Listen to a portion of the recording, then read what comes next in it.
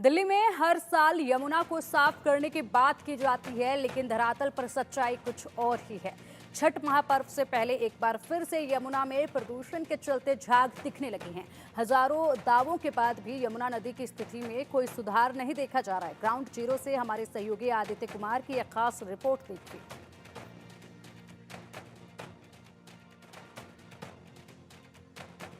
यह है कालिंदी कुंज का यमुना का किनारा और ये देखेंगे पूरे यमुना नदी में जिस तरीके से गंदगी है। छठ का समय है, छठ के समय में हर बार घोषणा किया जाता है कि यमुना को साफ किया जाएगा, छठ घाट बनाए जाएंगे, लेकिन स्थिति क्या है ये आप देख सकते हैं। लाख दावों के बीच में यमुना जो है, जीवनदायिनी यमुना अब अपने अंतिम सांसें गिन रही है, ऐसा प्रतीत होता है।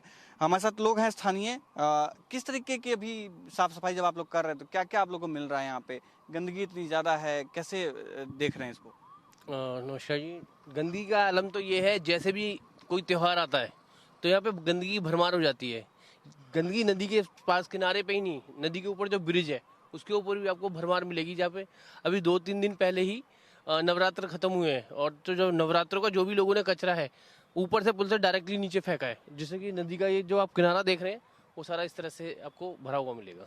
एक बात बताइए कि क्या जिस तरीके से सरकार कहती है, दिल्ली सरकार कहती है कि हर साल हम इसको साफ करेंगे, तो क्या एक दिन, 2 दिन या 2 महीने की साफ सफाई से ठीक हो जाएगा या कैसे ठीक हो पाएगा? देखो, सरकारें हर बार जब छठ का मौसम आता है, छठ का त्यौहार आता है, तब तक तो बहुत मजे लगता है कि हाँ की उम्मीद जगती है कि लोगों की कि हाँ कि अब शायद यमुना के लिए कुछ सोचा जाएगा।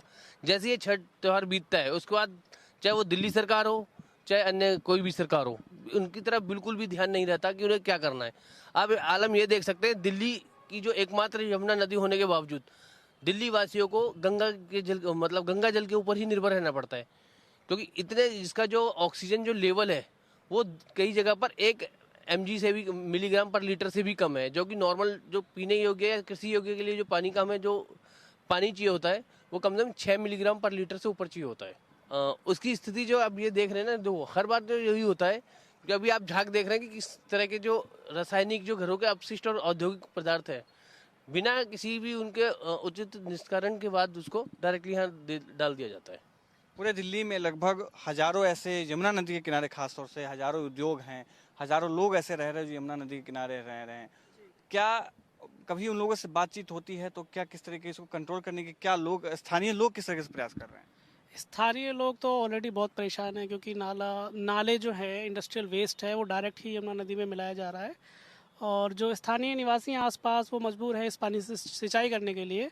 और सिंचाई जो होती है वो कहीं ना कहीं हम लोग उसका जो भी उपज होती है वो हम खाते हैं, गेहूँ है, जो भी है, सब्जियां वगैरह हम खाते हैं। ये इतना गंदा पानी है, ये हम इनडायरेक्टली इसको कंज्यूम कर रहे हैं, तो खतरनाक बीमारियां फैल रही हैं इसके वजह से। और जो स्थानीय लोग हैं वो यहाँ पे मछलियाँ पकड़ते हैं और इस गंदे पानी में जो मछलियाँ पनपती हैं वो उसको ही खाते हैं और बीमार पड़ते हैं, जो कि बहुत ज़्यादा दयनीय स्थिति है यहाँ निवासियों की। तो अब ये देख रहे हैं, ये यमुना नदी है, जीवनदायिनी यमुना कहा जाता है, हजारों लाखों लोगों को जीवन दान देती है, लेकिन अभी दिल्ली में आने के बाद इसकी स्थिति बद से बदतर हो जाती है। जैसे लोगों ने कहा कि इस नदी से कई लोग ऐसे प्रभावित होते हैं, हम यहाँ से सब्जी उगाकर खाते हैं, हमारे सेहत पे प्रभाव पड़ ही रहा है, साथ ही पर्यावरण को भी नुकसान हो रहा है। धार्मिक महत्व जो है यमुना का वो भी कमज़ोर होता दिखाई दे रहा है। और अभी हर साल की स्थिति आप देखेंगे यमुना की यही रहती है, लेकिन तमाम वादों के बीच में, तमाम दावों के बीच में जो परिणाम है वो ढाक के 3 पात नजर आता है। कैमरामैन अंकुश शर्मा के साथ में मैं आदित्य कुमार, इंडिया न्यूज़, दिल्ली।